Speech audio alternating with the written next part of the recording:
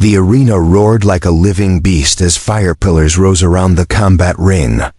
Alien nobles watched from tall obsidian towers, their eyes glowing with hunger for blood. In the center, she knelt, tail flicking behind her, breathing hard. She was the Scarlet Fang, undefeated warrior of the Volcrus Empire, covered in gleaming dark armor that hugged her every muscle like a second skin. Across from her stood the human. He didn't wear fancy armor. His blade was scratched, his eyes were tired, and he didn't even look angry. He looked calm, like he'd already seen this moment before.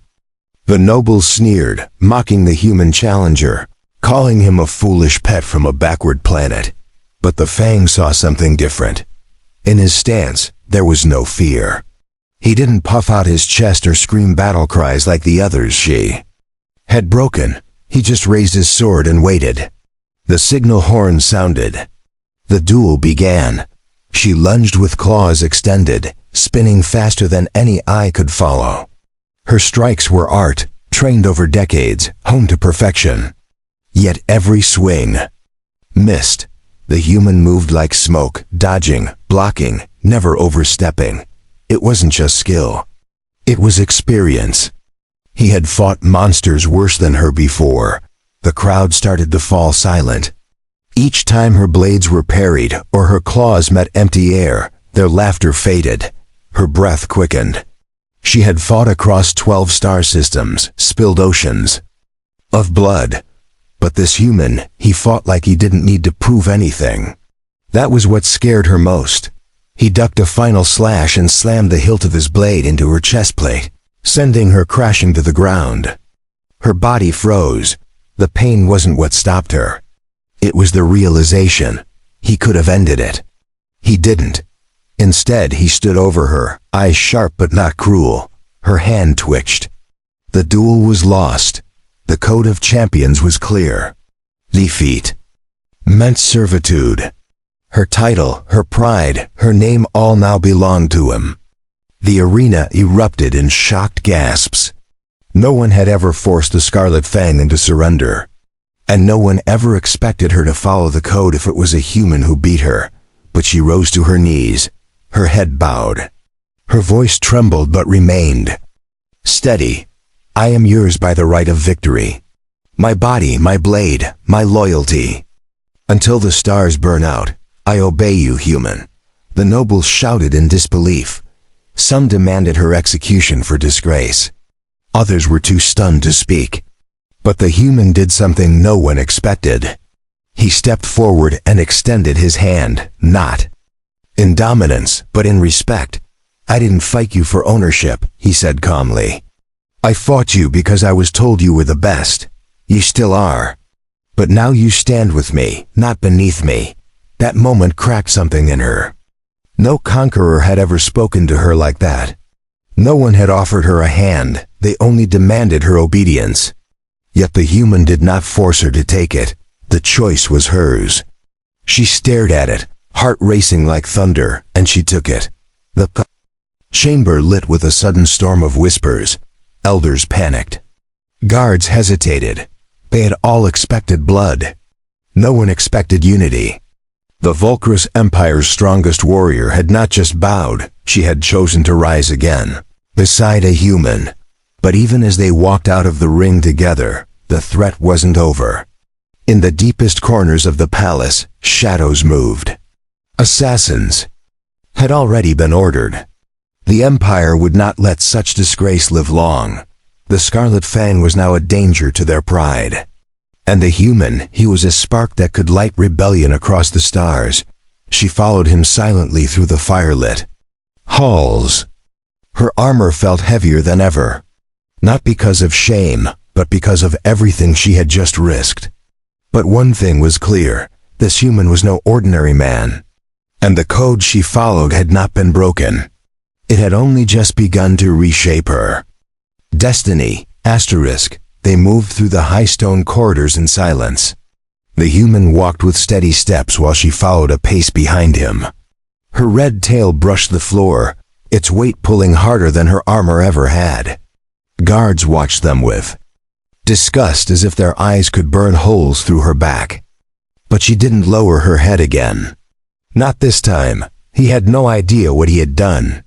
By defeating her, the human had insulted the entire Volcrus warrior caste. Not by winning the duel, but by showing her mercy. Mercy was not a value in her. People's law. Victory was absolute. And yet, his hand had been offered not to crush, but to lift. They entered a small chamber meant for prisoners, though the guards called it a resting room. She didn't sit. Instead, she knelt by the door, her tail curled tightly behind her. Her claws stayed on the floor, ready in case an attack came. She was defeated, yes, but her instinct to survive had not been taken. The human removed a small pouch from his belt and tossed it to the side. Inside was dried meat and clean water capsules. She blinked. He had brought rations for her. Why would he bring food for someone who now belonged to him by right? Her former masters had only brought shackles. Eat, he said simply, not even. Looking at her, you lost the fight, not your dignity. His voice was calm, never raised. He didn't boast or remind her of her oath. He simply acted like she was important. Like her presence mattered more than a trophy or slave. She picked up the food and stared at it. Her sharp nose could smell no poison. Still, her pride twisted inside her like a blade. Her people would see her eating a human's offering as surrender. But the human didn't watch her like a conqueror. He turned his back and began checking his weapons instead. She bit into the dried meat and swallowed it fast. Hunger was stronger than pride now. Her body still ached from the duel, and the taste brought back strength. She would not thank him. Not yet, but deep inside, something strange stirred. She did not feel owned. She felt seen. Hours passed. The guards rotated, but none dared enter the room. The arena had been a public ceremony. Killing her now would break the code, but she knew someone would try eventually. Her survival was an insult to the Volcrus elite. Her loyalty now made her their enemy. He finally sat down on the floor, just opposite from her. She studied him carefully. No glowing marks. No hidden implants. Just a strong body covered in scars. His eyes had fire. Not wild, but focused. The kind of fire that chose when to burn. You're not what I expected, she said for the first time. Her voice was sharp, but quiet. Most who win call me beast, you don't. He looked up, smiling slightly. You're not a beast, he replied. You're someone who never had the right kind of war to fight in. The words struck her like a blade through armor. She had always believed her battles were for honor, for glory. But his voice, calm and grounded, made her question everything. What if her strength had always been caged? What if this human had unlocked the door? A loud knock came. The door creaked open, and a tall Volcrus elder entered. His robes shimmered with electric thread, and his gaze held pure contempt. Council will not accept this bond, he snarled. She is ours. And you, human, are a disease to our bloodlines. The human stood without a word. He stepped between the elder and the girl without drawing a weapon. She made her choice under your code, he said coldly. And your code doesn't bend for your fear. The elder's lips curled, but he said nothing. Instead, he hissed and left. She rose slowly to her feet, something building inside her chest. Not anger, not shame, something deeper. She had seen power her whole life, brutal, loud, violent. But this human had power that needed no shouting.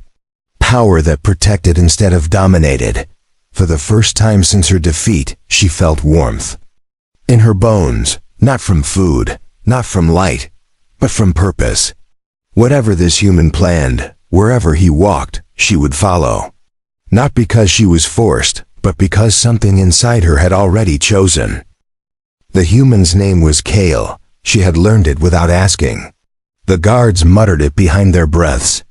The nobles hissed it like poison. But to her, the name carried weight now. He wasn't just a victor. He was something different. Something. Her people had never trained her to understand. She had been raised with stories of dominance. If someone bowed, you stepped on their neck. If someone fell, you took their life. Yet Kale had offered her his hand after defeating her, not as a master, as a warrior, as an equal. And now that single act had started to undo everything she had believed. They were escorted through a war hall carved in black stone. On either side, Volcra statues loomed like giants, weapons drawn, staring at her like she had betrayed them. Their glowing eyes were always lit with judgment. But Kale walked as if those eyes didn't matter, as if the past didn't chain him. The way it did her, she followed closely, each step echoing on the hard floor. Her claws had been dulled, her tail brushed the dirt, but she held her head high. Whatever came next, she would face it with her eyes open. Her code demanded loyalty. But now, her heart demanded understanding. They were led into a chamber where the high circle waited. 12 alien lords seated on floating thrones, robes trailing like smoke. Their expressions were masks carved from stone, her old masters. Her trainers, her judges. All of them had called her the perfect weapon. Now they looked at her like she was broken.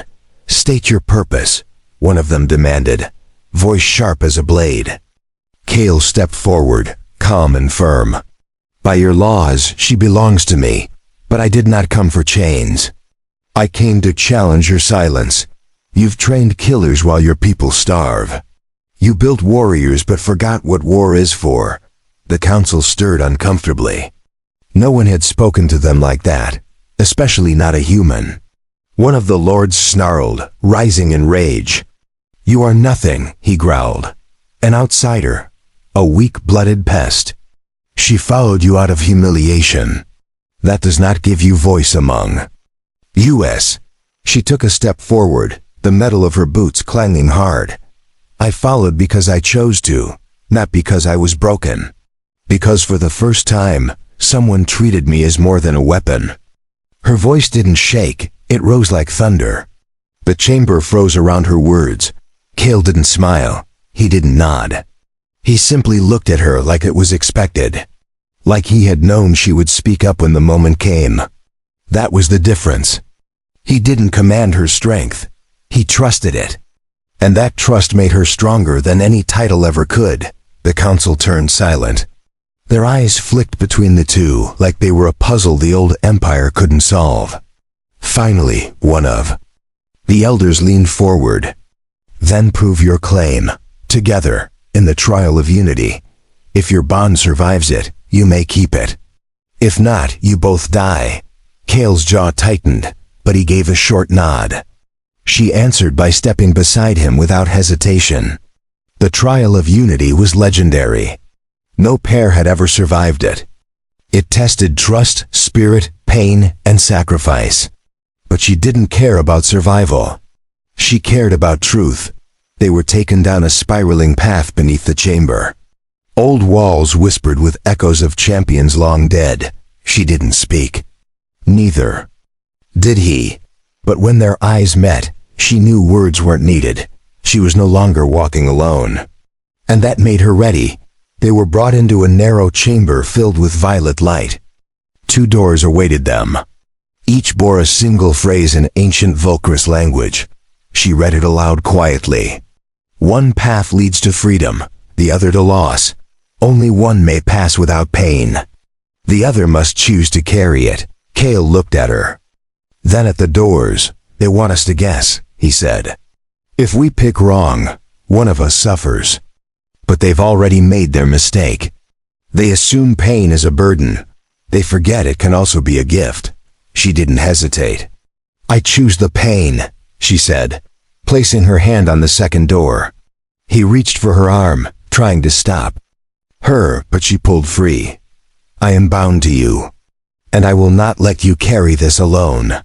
Not when I still owe you honor." The door opened with a roar of heat and energy.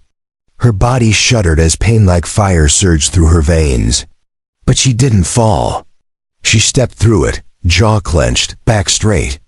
And when she emerged on the other side, Kale was waiting for her, silent and proud. Her armor smoked as she stepped from the door, skin raw beneath the plates. Each step hurt, but she did not show it. Pain was no stranger to her, but this pain was different. It was not punishment. It was proof of her choice. And for the first time, she chose it for someone else. Kale stood silently, but his eyes burned. With concern, he hadn't wanted her to suffer, that was clear. But he had also known she wouldn't let him take it instead. She was bound by a code, yes. But there was more than duty between them now. There was belief. The chamber shifted behind them. The light dimmed. A new door opened, revealing a long corridor filled with wind and dust. Carvings on the walls moved as if alive, whispering lessons from long-dead warriors. This was the second phase of the trial of unity, the trial of memory. Without speaking, they walked side by side. As they moved deeper, the corridor began to pulse with strange energy. Visions flickered along the walls. Her past appeared first. Her training, her victories, her blood-soaked duels. The crowd cheering her name while the bodies of the fallen surrounded her. She kept walking, eyes forward. Those memories held power. But also chains. They had built her into a weapon. But Kale had reminded her she could be more. That she could fight for meaning, not just orders. The vision changed. Now it showed Kale's past. A battlefield under alien sky. A burning village. Children crying. His hands were covered in ash as he dug through rubble. His voice cried out names. No one answered. He had lost something there. Family maybe, or comrades. Whatever it was, it had carved something deep inside him. Not anger, resolve. The kind that never left. The corridor darkened. Suddenly, the air grew cold. From the shadows, figures stepped out. Twisted versions of her past enemies. Corpses with empty eyes and broken armor. They circled her and Kale, whispering doubts. "You're a traitor," one said. "You let a human command your soul." Kale stepped forward, blade in hand. "She is no one's property," he said. "She walks beside me because she chooses to. And I walk with her because she is stronger than anyone I've ever met." The ghosts hissed, but began to vanish.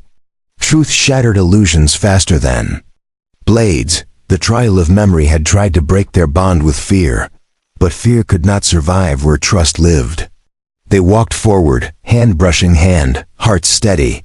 At the end of the hall stood a massive arch. Beyond it, a circular chamber lit with floating fire. In the center stood two stones, carved with ancient symbols.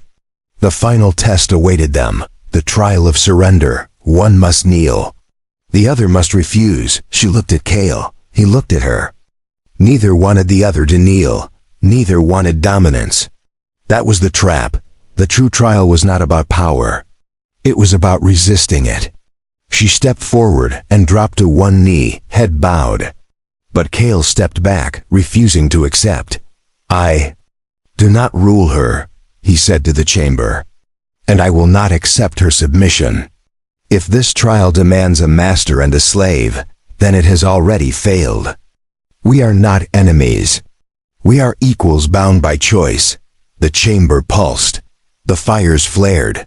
For a moment, everything shook. Then silence fell. The stones cracked. The trial was over.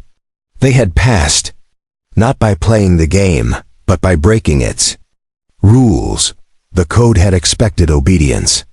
They had offered something stronger. Together they walked back through the corridor, now filled with soft light. The statues bowed as they passed. The carvings no longer showed battles. They showed unity. A human and an alien walking side by side, facing the stars as one. When they reached the top again, the high circle stood waiting. This time, the lords did not sneer. They did not shout. They only watched in silence. One by one, the elders turned their heads in quiet respect. Kale had changed nothing alone. She had changed nothing alone. But together, they had done the impossible. She turned to Kale and spoke softly. I am not your slave. I am your sword.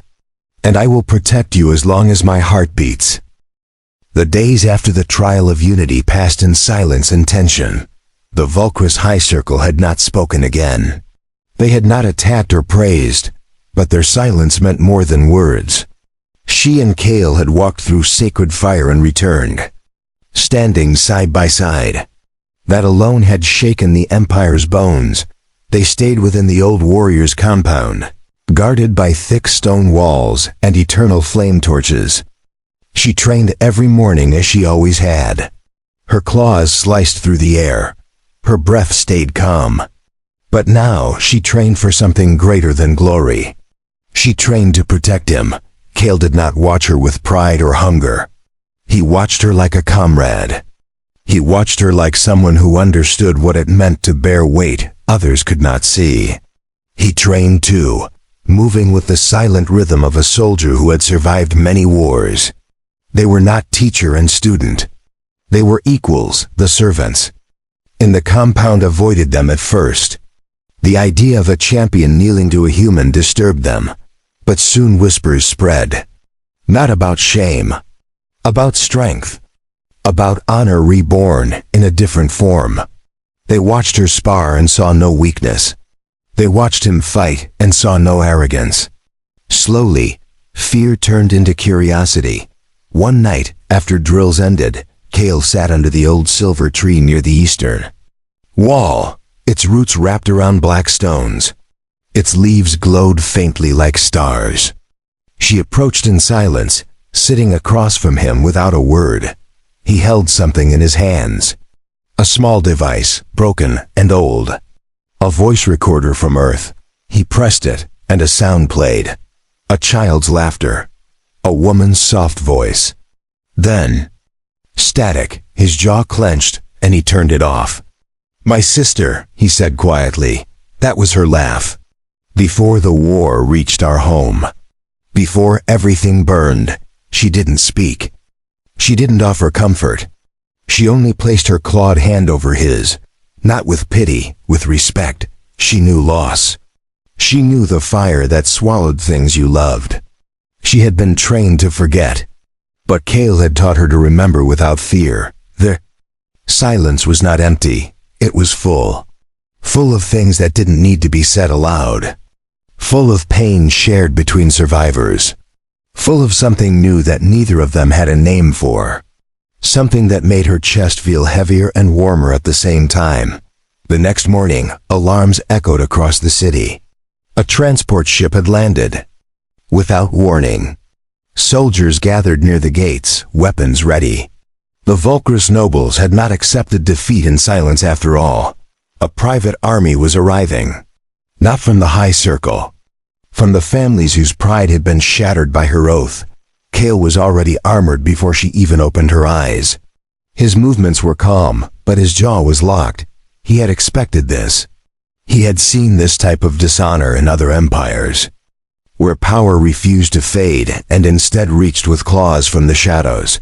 She joined him, her black and silver armor reflecting the rising sun. Her blades were sharp, her claws were tighter than steel. But her heart beat not for survival. It beat for Kale, not as a master, not as a captor, but as the only one who ever saw her without the mask of a monster. The courtyard filled with noise.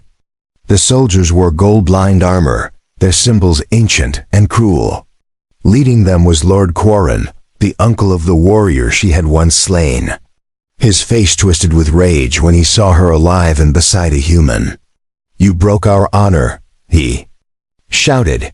"You will pay with your blood." Kale stepped forward, voice calm and solid. "We passed your trials. We followed your code. You now break your own laws with this ambush. If you come with blades, we answer in kind. But remember, the galaxy watches. What you destroy today may never be rebuilt." Quarren hissed and raised his hand. The soldiers charged. But they did not reach the compound gates. She and Kale moved as one, two storms unleashed. Her claws ripped through armor. His blades sang like lightning. They did not fight for pride. They fought to protect the bond they had built through fire. When it ended, the courtyard was stained with ash and silence. The nobles' army had fallen, not because they were weak, but because they had underestimated something stronger than power. Loyalty born from choice, and strength born from respect. She stood beside Kale, breathing hard, eyes unshaken. Whatever came next, they would face it together, not as captor and slave, but as something more powerful than either title had ever meant. Asterisk word of the battle spread faster than any blade could fly. Across the Volcrus Empire, whispers turned into storms. The nobles had fallen, their private army crushed by a human and the champion they once called their pride. Some called it betrayal. Others called it the beginning of something new. The High Circle summoned them once again. But this time, the chamber was different.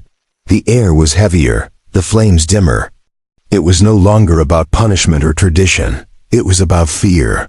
Fear that the old ways were cracking under the weight of two warriors who had rewritten the meaning of loyalty. Kale and she stood at the center of the circle. No chains held them, no guards surrounded them. The elders stared in silence. None of them dared speak first. Finally, one rose, hands clasped behind his back. His voice echoed through the stone chamber. "Why do you remain here, human?" Kale answered with no hesitation. "Because I wasn't here to conquer. I came to understand. And now that I do, I refuse to walk away while your people are being dragged down by rules meant to protect pride, not progress."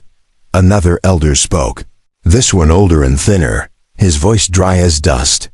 "You speak of change as if it were a gift, but change is chaos. It undoes foundations. And you have undone much already." The girl stepped forward. Her armor scratched, but her eyes burned bright. "I was your greatest weapon. I followed every command. But I never understood purpose until I was defeated. You feared the human would enslave me. But he freed me more than your code ever did." That truth sent ripples through the chamber. Some elders looked away. Others clenched their jaws. The code had kept their empire strong for centuries. But now they saw what it had cost them: loyalty without soul, obedience without choice, and warriors who knew how to kill, but not why they lived. The High Circle did not agree that day, nor the day after, but they did not order death. They did not strip her of rank, and that silence spoke louder than any decree. The empire had begun to listen. That was the first step toward something that could not be stopped. Later, as the sun set behind the mountains of black glass, Kale stood on the outer wall of the compound. She joined him without speaking. Below them, young warriors trained. Some looked up at her with awe, others with confusion. But none looked at her with hate. "They're watching you," Kale said quietly. "They're trying to understand what made you kneel and then rise stronger than before." She nodded. "I never knew what strength was. Not really. I thought it was just winning fights, breaking bones, standing tallest. But now I know. Strength is standing for something, even when you're alone." He turned toward her, eyes steady. "You're not alone now." A strange wind passed over them. The stars above glowed a little brighter. The silence between them was not cold. It was peaceful. It held no chains, no commands, just understanding. She felt it deep in her chest. A bond that had nothing to do with ownership and everything to do with choice. Suddenly, a courier arrived. Panting and rushed, he held a sealed tablet. Kale took it and opened the message. His eyes narrowed. "It's from the Galactic Coalition. They've learned what happened here, and they want us to represent Earth and Volcrus together at the next peace summit." She blinked. "Together?" He nodded. "As co-commanders. As proof that enemies don't always have to stay enemies." Her claws tightened slightly, not from fear, but from weight. She had fought her entire life to prove her worth through destruction. Now she was being asked to represent unity. It felt heavier than any blade she had ever carried. Do you trust me? Kale asked. Yes, she said without hesitation. The next morning, they boarded the diplomatic shuttle. Her armor had been cleaned, but she refused to polish out the battle scars. They were her history, her truth. And beside her, Kale carried the broken voice recorder from Earth. Both of them bore memories that shaped who they had become. As the ship rose into the sky, the old city shrank below them. But its echoes followed, not in chains, not in titles, in choice, in honor, in a bond. Born from battle, but forged in something greater. The shuttle broke through the final cloud layer, revealing the Coalition's star station above the edge of the planet. It hung in orbit like a silver moon, rotating slowly with lights dancing along its surface. This place was not built for war. It was built for fragile hopes. Inside the vessel, Kale adjusted his collar. He had refused to wear ceremonial armor. Instead, he chose a simple uniform with Earth's crest across the chest. She wore her battle gear, scarred but clean. She had offered to leave her weapons behind. Kale had told her not to. The docking crew greeted them with cautious formality. They stared at her a little longer, but no one looked away in disgust. Her presence carried stories now. Whispers of the alien champion who chose servitude but rose. With dignity beside the man who refused to break her, they were led through long glass halls filled with light. The Coalition building pulsed with voices from across the galaxy. Tall insectoids, feathered diplomats, scaled priests. Every kind of being had gathered here. But when the two walked in, all noise dimmed for a moment. The assembly waited for them at the Grand Forum. Long rows of tiered seats curved around a central floor. In the middle stood a single platform where they were to speak. Kale gave her a small nod. Her claws were steady. Her tail flicked once. Together, they stepped into the circle. A voice from the loudspeaker boomed above. Kale of Earth, Scarlet Fang of Vulcrus. You are here by joint request. We seek not a report of blood, but of belief. Tell us what your bond means. Tell us why it should matter. Kale stepped forward first. We were enemies because we were told to be. I faced her not to defeat her people, but to survive their system. But when I won, I did not break her. I offered her choice. And in that moment, everything changed. He stepped back. She stepped forward. Her voice was calm, louder than ever. I was raised to see humans as lesser. I believed strength came from domination. But when I was defeated, I learned something stronger than victory. I learned what it meant to be chosen instead of controlled. Some in the crowd nodded. Others whispered. A tall being with golden eyes leaned forward. But your bond defies tradition. It defies the Vulcrus Code. Are you saying old laws must be thrown away? She shook her head. Not thrown away, evolved. The code was made to guide strength. But now it must grow to protect honor. Not just through conquest, but through respect. And that respect can cross species, borders, even war itself. Kale added, I did not win a slave. I met a warrior. I met someone greater than I ever expected. And I do not stand above her. I stand with her. The chamber held stillness. Then, the sound of slow clapping echoed from one corner. An Earth delegate stood, nodding. A moment later, a Vulcrus observer rose silently in support. One by one, other figures followed. It was not a vote. It was recognition. After the session, they were taken to a private chamber. The walls were filled with stars through wide transparent panels. A Coalition official entered, handing Kale a small data crystal. You've both been requested to join the diplomatic corps. Together, officially. She tilted her head slightly. Diplomats? He smiled. Warriors who speak with more than weapons.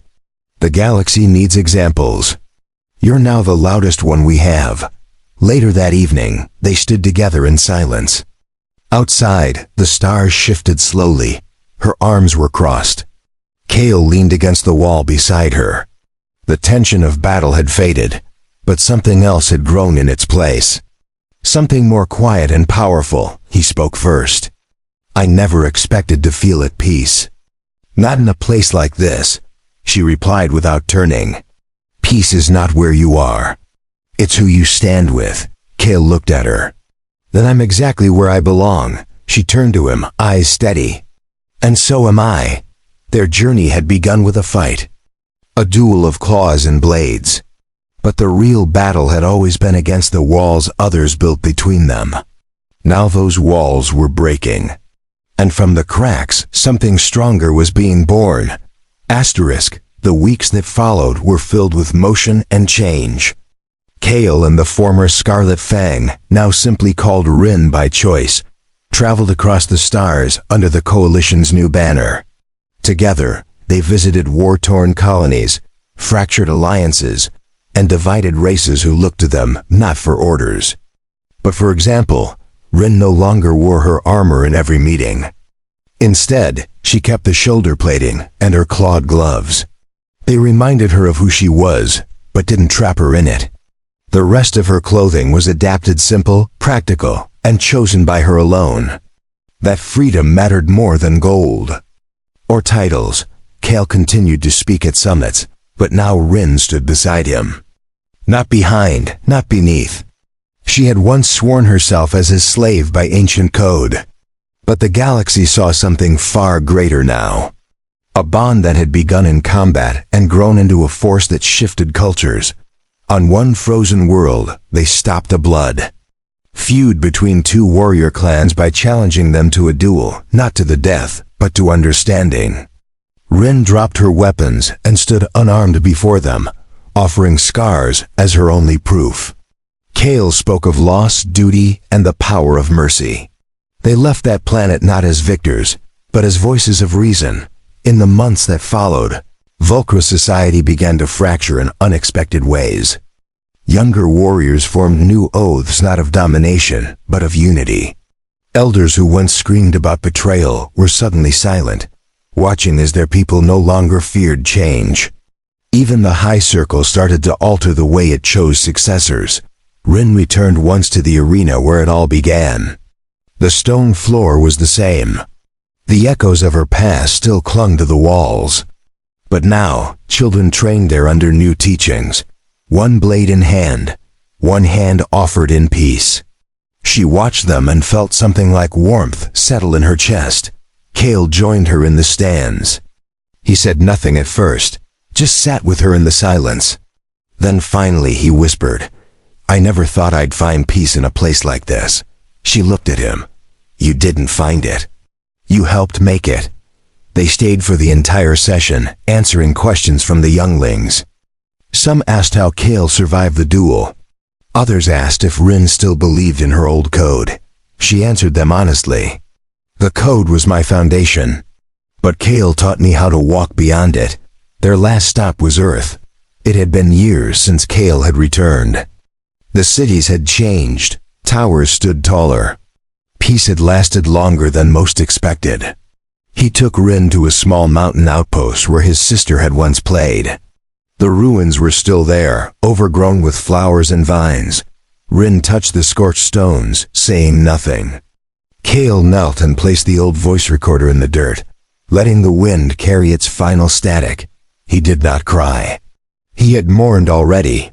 Now he honored. She reached for his hand, not as a servant, but as someone who understood every fracture in his heart. They walked back in silence.